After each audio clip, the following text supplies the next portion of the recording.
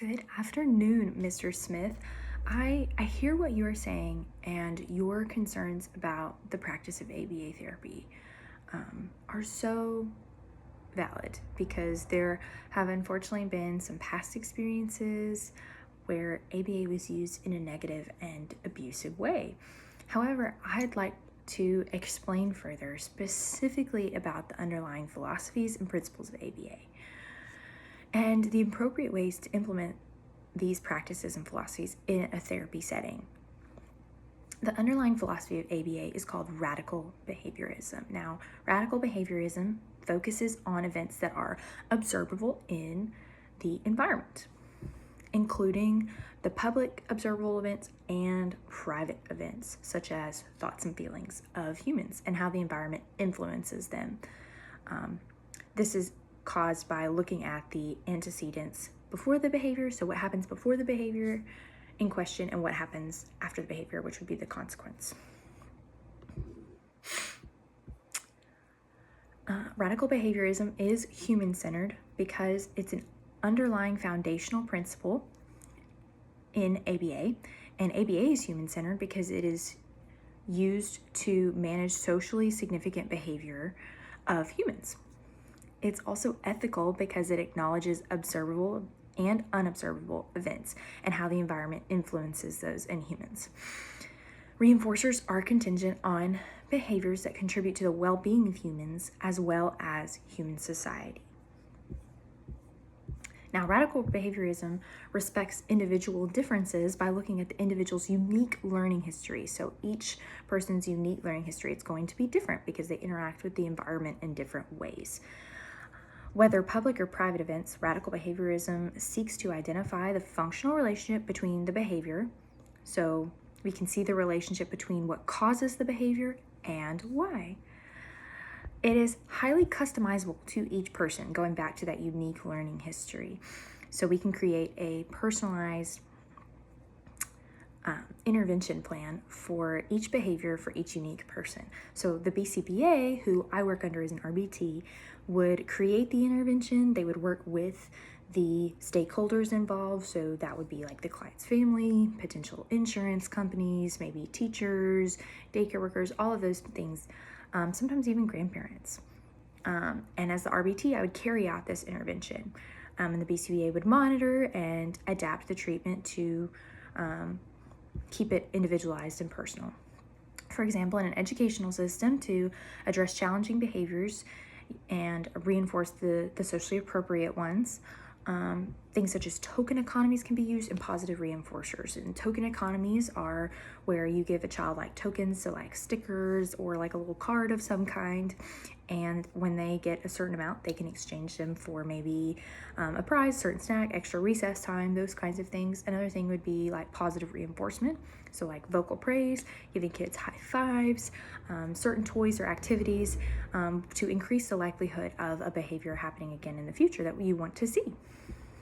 In mental health or developmental service settings, ABA programs rooted in radical behaviorism can be used to help people that are dealing with things like depression and anxiety, but also treating people of all ages with developmental delays, different learning disabilities, and you can teach them daily living skills, functional communication, and social skills. ABA programs should be focused on respecting the individual preferences and needs, which is unlike dog training. We are working to really see each unique individual human and how they function, how we can help them function more appropriately and well in their environment and just in society today. Overall, the goal is to just help them be more independent for their future. An example of this might be an adult who has been diagnosed with autism, who has trouble making friends. Maybe they live in like a group home or some type of nursing home type facility. And behavior analysts may ask what types of games a client likes to play because they have noticed that other people in the group home play games. You can teach the client different types of games. You can also work on different social communication skills so that they can more appropriately interact with their other group home members, and they can get that social reinforcement that they're desiring. I do understand your concerns regarding radical behaviorism, Mr. Smith, and I would love to address these with you some more today. There are many who believe that radical behaviorism and ABA are dehumanizing, and they don't take into that we don't take into consideration the individual's thoughts and feelings. And however, ABA programs that are rooted in radical behaviorism should be human-centered around the person's own experiences and learning histories. That's part of this underlying philosophy because it includes private events, and private events are those thoughts and feelings of that individual. We also try to focus on collaboration and the client's overall well-being. That should be our first priority. And the second would be the well-being of the community that the client lives in. A practical example of this, of a client I've personally worked with, would be that in a clinical setting, as an RBT in a clinical setting, I see clients that struggle with transitioning between activities, specifically transitioning from a preferred activity to a non-preferred activity. And they'll have tantrums, such as including falling to the floor, screaming, crying, self-injurious behavior of like hitting their head on the floor or walls with force.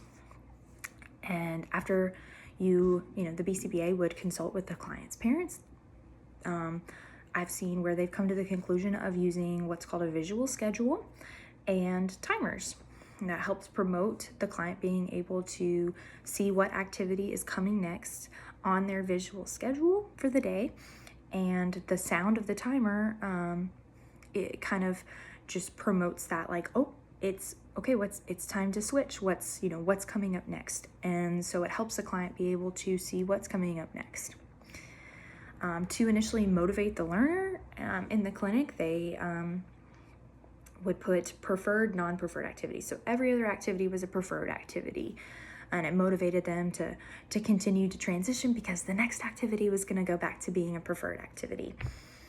Eventually the schedule would be faded into like a typical day routine, and the timers would be faded away, and they would just know when either a teacher or an RBT or the mom or dad would come up to them and say, hey, my friend, it's time for us to go to this activity, that was the natural